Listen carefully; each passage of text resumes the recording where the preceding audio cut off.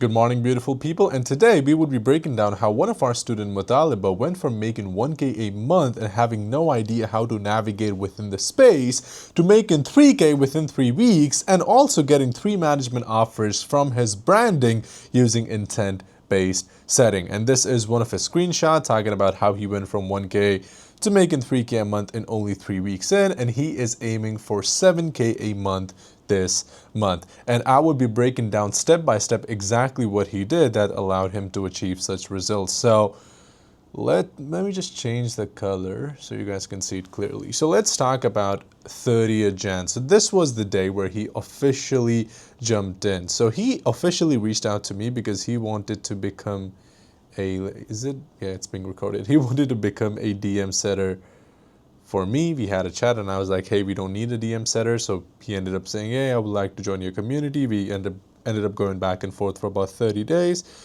And then he finally joined in once he had enough money saved up. So once he joined in, we had him do one simple thing, which is filling out the onboarding form. If you've been watching me for a while, one thing that you would know about is we have this onboarding form that setters typically fill out that gives us idea about their 30 days goals and about their 90 days goals.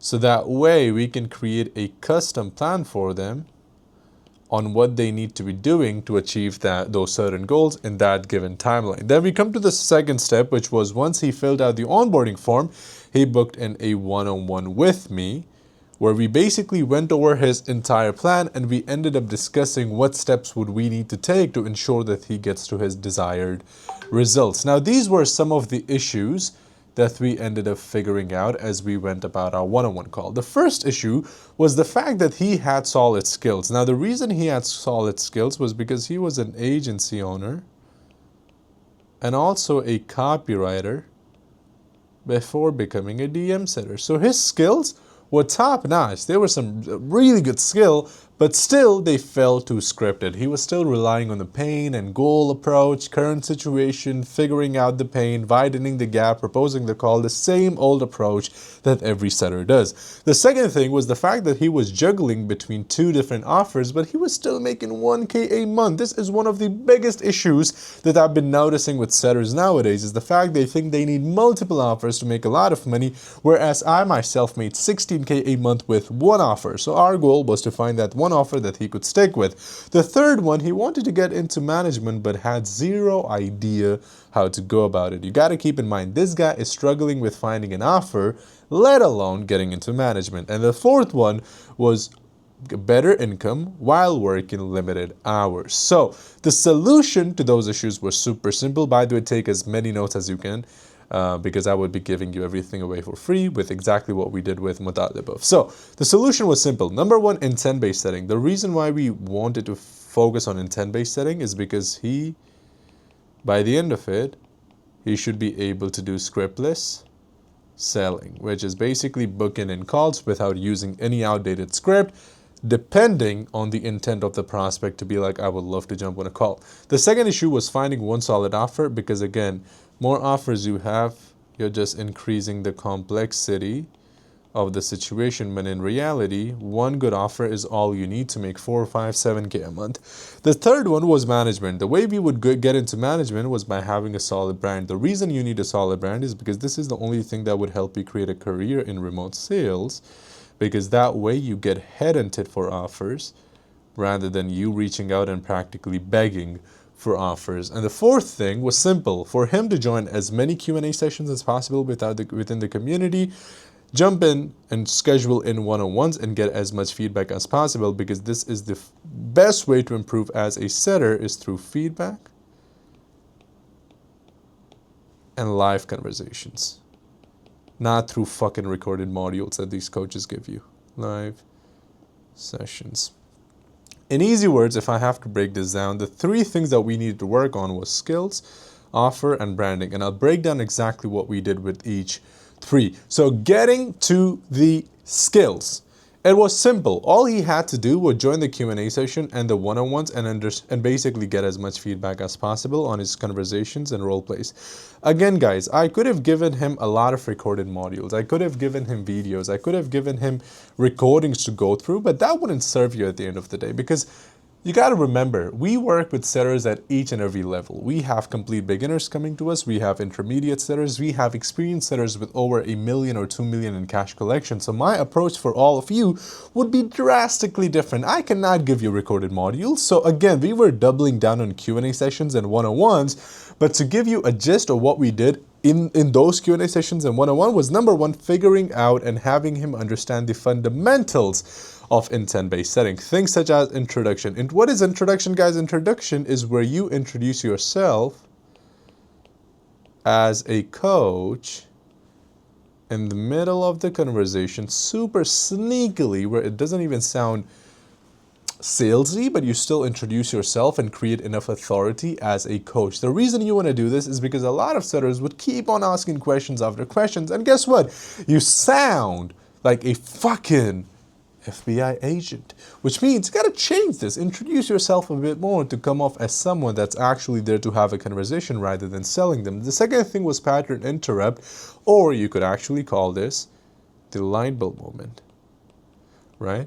So in the DMs, we basically guided Muthalibov on how to give the prospect a light bulb moment of what they're doing wrong and why they're not getting their desired results, so that they understand their situation. And once they understand their problem and situation, they will look up to you as an authority from the get-go. So when you propose the call, it's 10x easier for them to book in and be like, I want to buy your product. The third thing was following the wave. In easiest words, following the wave basically means one thing, which is always ask a question based on what the lead said previously and never depend on a script. So for example, if they mention a certain goal, ask a question about the goal. Now, the biggest thing and the difficult thing with this is, can you do it smoothly? What I mean by that is, could you take what they said previously, ask a question based off of that, but still make sure you're moving towards the right direction, which is them ultimately booking the call and closing. The fourth thing was affect into motion. This is a little bit difficult to explain, but this is where, let's say you're talking with a lead and they say, I want to do this for my kids. Right now, a lot of people would ask questions such as, how would it make you feel if you were able to do this for your kids? I don't fuck with that. What we teach you is affect into motion. For example, for you to watch this video, you had to click on it. For you to click on it, you had to be on YouTube. For you to be on YouTube, you probably had some free time or you needed a distraction. Again, something happened that caused another thing to happen, and that turned into another thing. So for them to want to do this for their kids, what we need to figure out is, where is that coming from? Where is that coming from? What's the effect of that thing that is creating this into a motion, right? So that is another beautiful question that works immensely well within the DMs. Conflict is basically between what they say and what they do. For example, they say, oh, I'm like super serious, I've been wanting to do this for like 7 years, but then they've done nothing. Right? That is a conflict. You need to basically hold them accountable and be like, what the fuck are you doing? You know, why is that? Weak language. What I mean by that is them saying LOL at their pain, or them using the words maybes, or them saying, oh, I'm from Mexico, so 2K a month is not as bad of an income for me. All of these are weak language patterns that you hold them accountable to. The last one is basically belief shifting. By the way, there's a lot more that goes into intent-based setting, but I don't want to overwhelm you guys. I'm just giving you a gist of it. Belief shifting is where you basically shift the belief of the lead into a buyer. For example, you almost assume the sale, and you're like, well, a lot of people don't need accountability. What makes you personally say that you need accountability to do this? Or if, let's say they're doing a couple of things, right? Saying things such as, I mean, you're already doing a couple of things. You don't really need to do this. What makes you believe that you gotta do this today? Again, creating enough, like assuming that they're already buyers to shift their beliefs into that of a buyer. So they end up buying. By the way, by the end of this, Muthalibov, once we were done with everything, had a 70% close rate on US leads and a 50% on UK and Canadian leads. So he was fucking crushing it. Again, the entire goal with all of this was for him to learn how to basically set script lists, which was the gist of intent-based setting. Now, the second thing we worked on was finding the golden goose. Now, I have an entire Instagram reel on this, talking about what's a golden goose, but to give you an idea, golden goose In every single niche, doesn't matter what niche you're in, there are always two to three questions that basically work better than for your niche than any other niche. For example, these are the questions that would give you a 90% show up rate and 50% close rate. So what we had to do was we had to figure out those two golden questions for him. The way you figure out the golden questions, by the way, is pure rephrasing. Right? So you take questions, you rephrase them to make them more effective, and that's pure experimentation. Which means you try a lot of questions until, oh shit, this looks so bad. Yeah, you try a lot of questions until you find the two questions that work better for your niche than any other niche. What we figured out, the question that worked better for him was the coach frame question, and we rephrased a few more. And again, as I said, that resulted in a 90% show up rate, 70% close rate on US, and 50% close rate on UK Canadian leads. Third one was, again, aggressive ongoing support. We jumped, by the way, still to this day, we also jump on like one-on-ones every single week because it's important. Like it's super important. I cannot expect you to grow as a setter by giving you a couple of modules. I need to be there with you to make sure you're doing the right thing. So we were reviewing at least 10 conversations a week. We were streamlining the entire process, and we were giving him a lot of feedback to make sure that he scales up. Now we get to the second part of this, which was the actual offer. Because remember, at the beginning of everything, you had three issues: skills, offer, and then we had to figure out the branding. So we're getting to the offer side of things. Now we had to choose the right offers. So he had two offers. I evaluated both the offers, and we went with the medical niche. Now I want to explain to you why did we end up going with the medical niche, so that you understand what are some of the things that you should look in within an offer to ensure if it's a good one or if it's a bad one. Number one, by the way, besides the obvious, it was already proven, they already had setters making money. I want to give you a few more that you could leverage. Number one, excellent branding by the coach. The Instagram was super high authority. The leads were super open within the DMs just because the coach was doing such a good job with branding themselves. The second one was mature audience. Right? So there were no kids. There was like the entire audience was super mature. We're talking 40, 50, 60-year-old. And it makes the entire process super easy because this, most of the times, they don't even know what a setter is. So they tend to be a lot more open to you because they actually think they're talking with a coach rather than 20 years old with an e-com offer. The third one was the offer was extremely niche down. Like extremely niche down to basically a shoulder pain and a specific name for that. So the audience that they had knew that they were the expert because no other guy was basically focusing on that specific issue. And number four, there was room to become a manager, which was our ultimate goal. So I was like, shit, we would absolutely fucking crush it. So we ended up going with this one specific offer. The second thing that we had to do was basically stand out from the crowd so we can get that management role.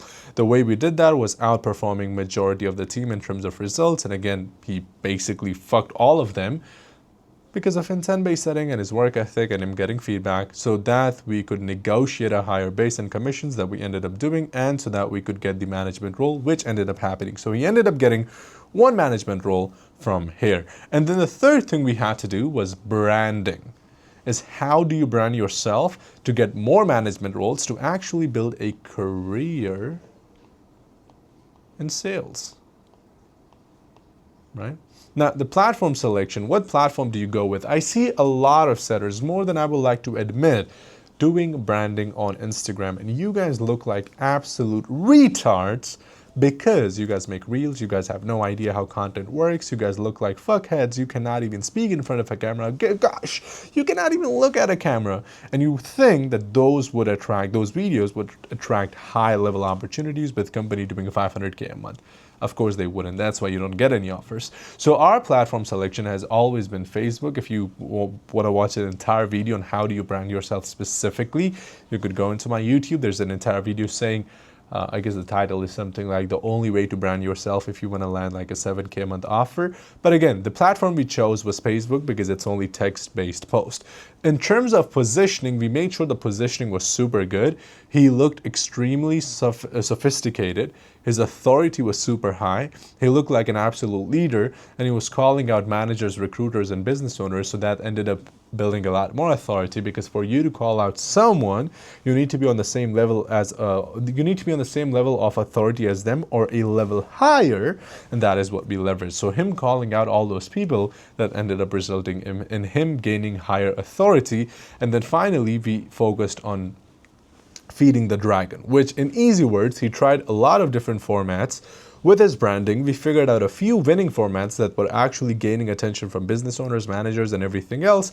And we doubled down on those formats so we could have a more exposure to our given ICP, our ideal customer avatar, which were more business owners. And that ended up him getting 3 different management offers in a time span of 3 weeks. And we also did distribution, which was you take what you are doing on Facebook and you distribute it into different platforms like LinkedIn, and that ended up resulting in 2 more job offers for setters that he ended up giving to our setters within the community. Again, this video was super simple, super short, because I wanted to give you an exact idea of how easy it is to win as a setter if you have a clear guideline and a step-by-step plan on how you can go about it. With that being said, I hope you got the value from it, and I'll see you in the next video.